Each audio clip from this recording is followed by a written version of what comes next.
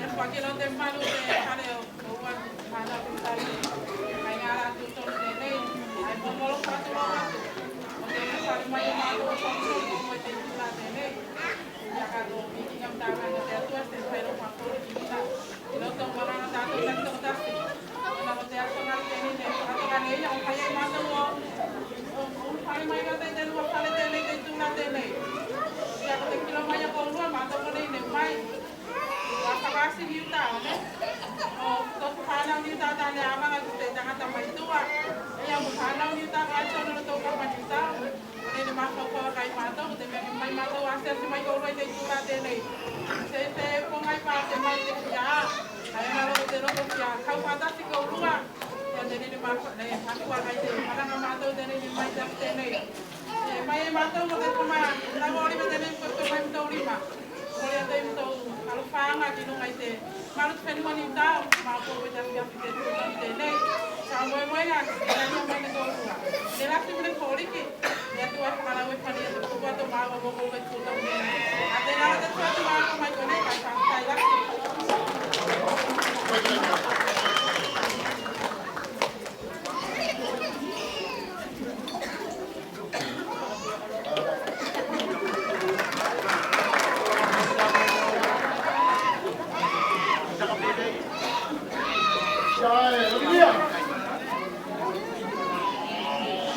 Tapi tayo mo te.